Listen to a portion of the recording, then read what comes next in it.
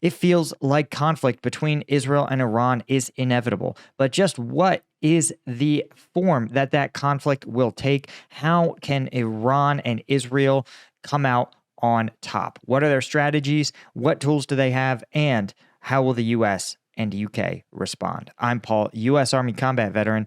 Let's break this down. Okay, so this is in response to a pretty straightforward story here that Israel is reportedly the target of both Iran and Hezbollah.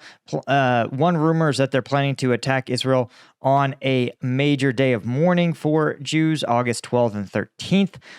But again, one of the things that we know from all of this news and from almost every conflict is that there's so much mis and disinformation around this that could literally be planted by Iran to thwart them. It could be planted by Israel to tell Iran, hey, don't try it this date because we're going to be prepared. So it's almost unknowable how to even look into this sort of thing. But what is happening is that U.S. and its allies are preparing to defend Israel as Netanyahu's rhetoric ramps up, saying it's already in, quote, a multi-front war with Iran.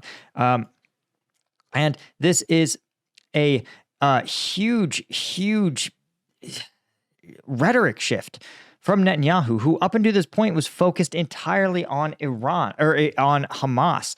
And then you started to see more activity from Hezbollah. Now, what's worth noting is that you could think of Iran as being kind of the origin of a lot of the resources used by Hezbollah, the northern Lebanon militant group, and they in turn support Hamas in the Gaza Strip. So Iran,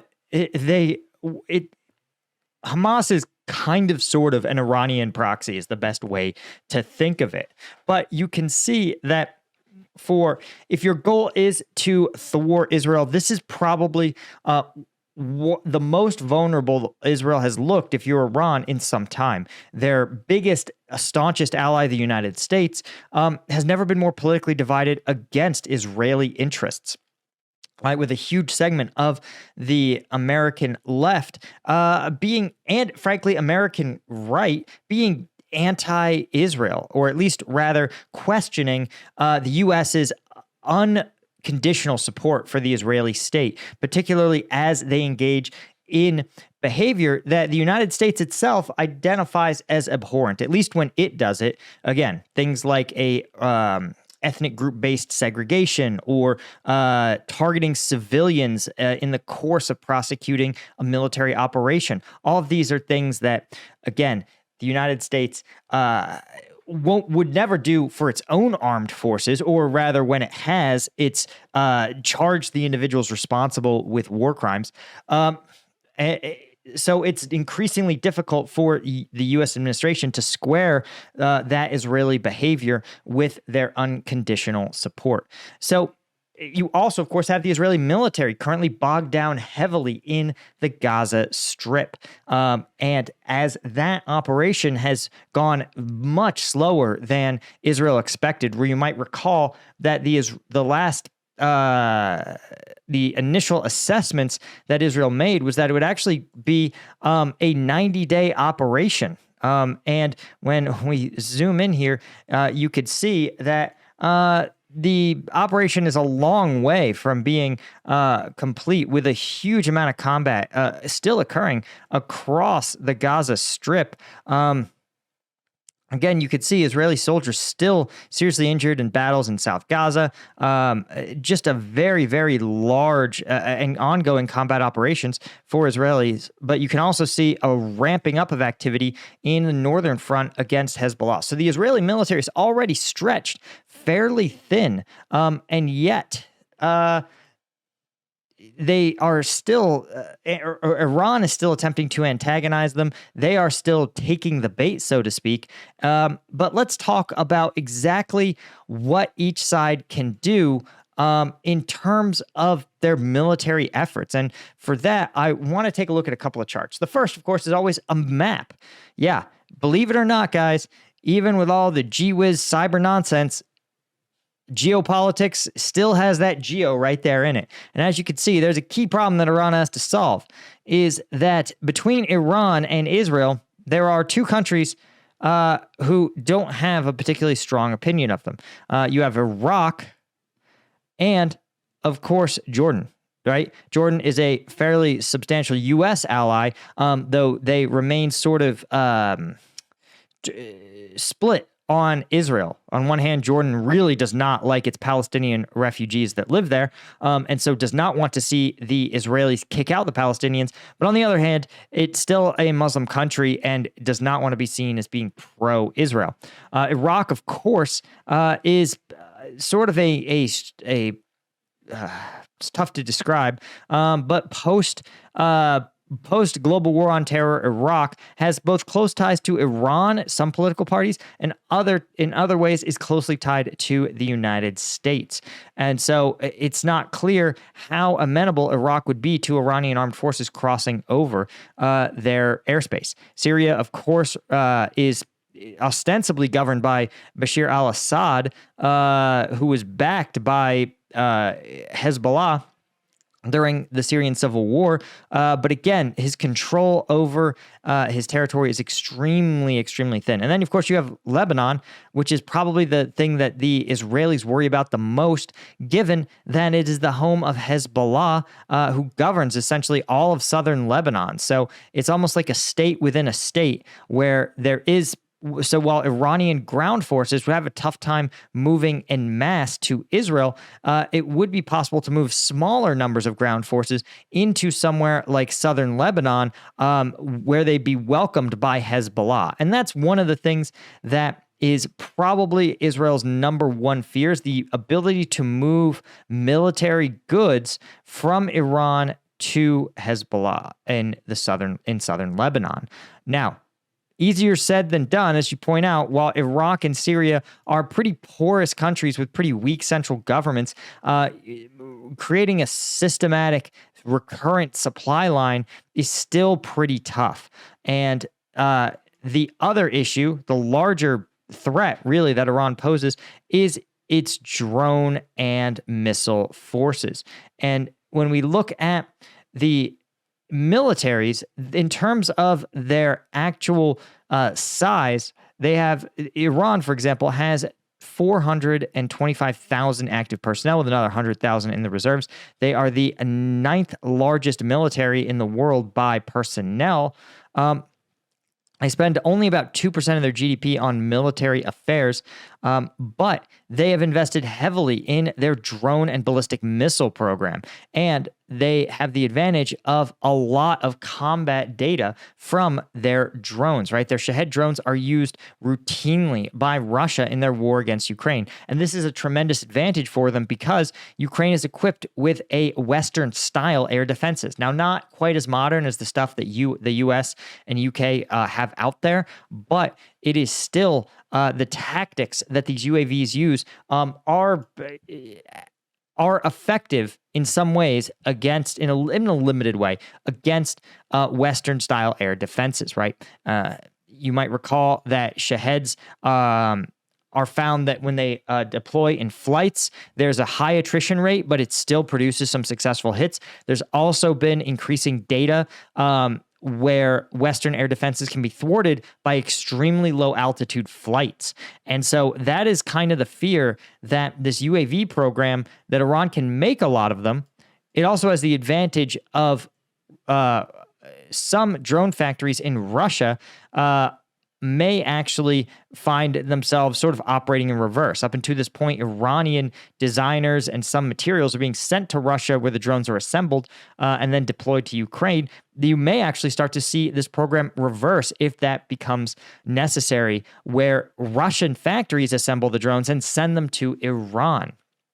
This would be a huge shift and a huge problem for Iran. Now, you can see, again, that it actually would be much easier for Russia to get drone supplies to Iran, right? You could see two Russian really proxies in Turkmenistan, Uzbekistan.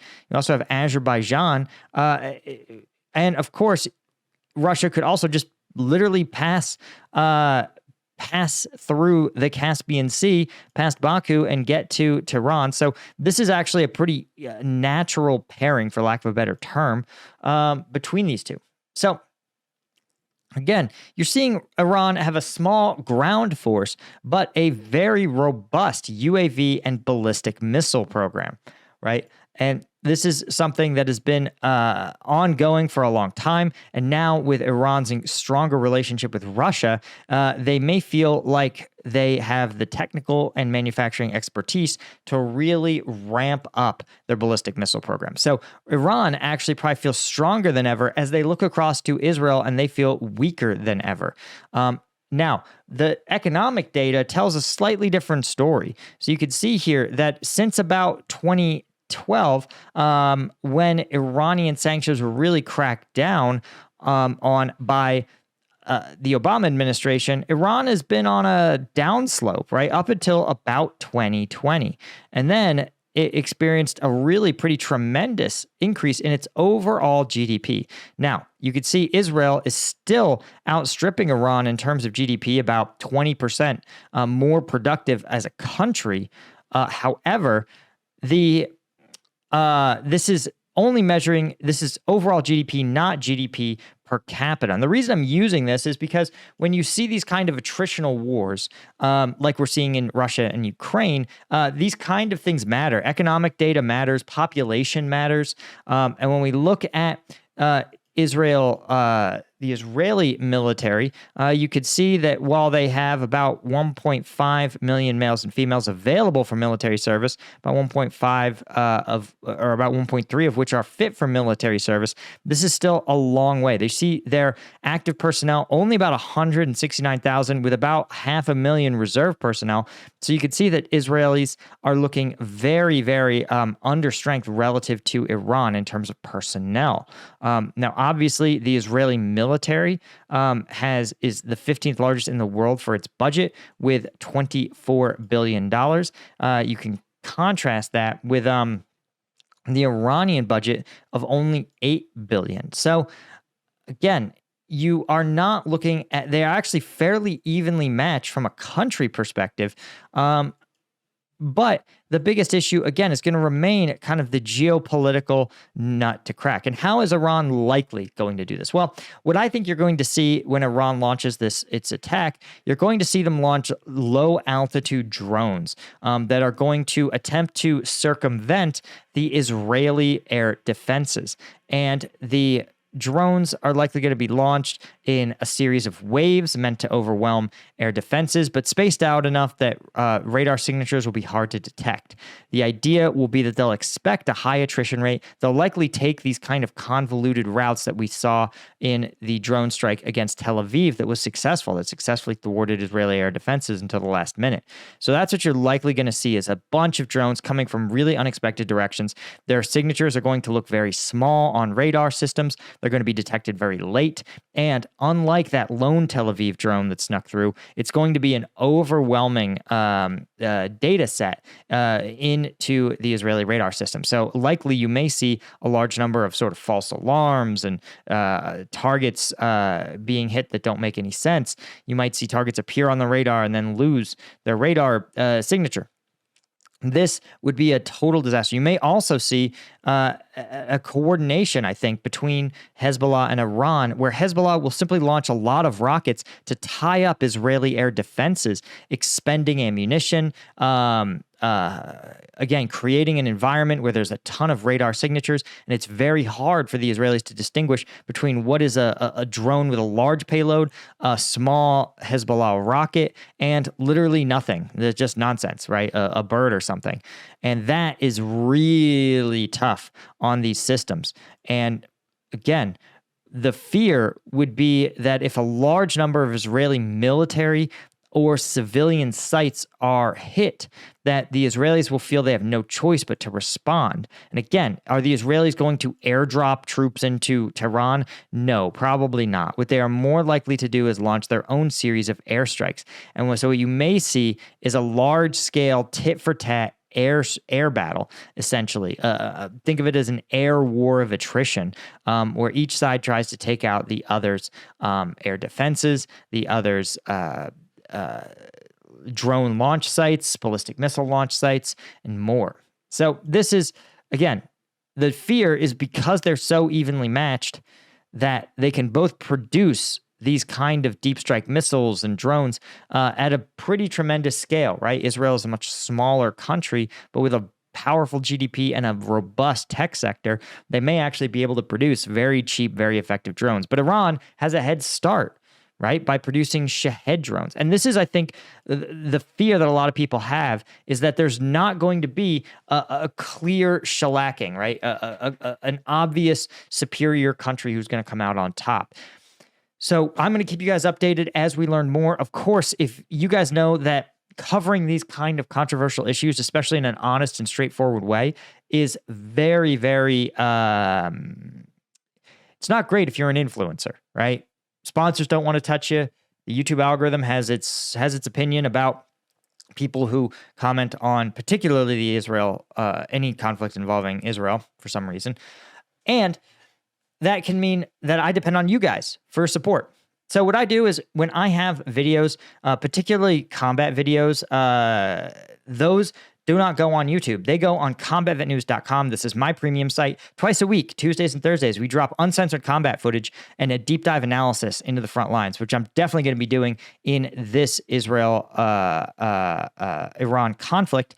And we are going to, and if you want to support me, and get access to those videos, you can join up as a member. Specialist, lieutenant, and colonel tier all come with additional benefits, but every one of those is going to get you access to the members-only videos. So if you want to support me, right, check it out, combatvetnews.com. The link is in the description. So again, I'm going to be on top of this, covering the news as best I can. Anyway, guys, that's all I had. Thank you to our Colonel tier members, particularly Martin Baum, Greg Pace, Stuart Abel, Daniel Brown, James Zola, Chris Holmes, Chris Gorsuch, as well as all our Lieutenant tier members. Could not do this without you guys. I appreciate you so much, and I will see you all in the next one. Cheers.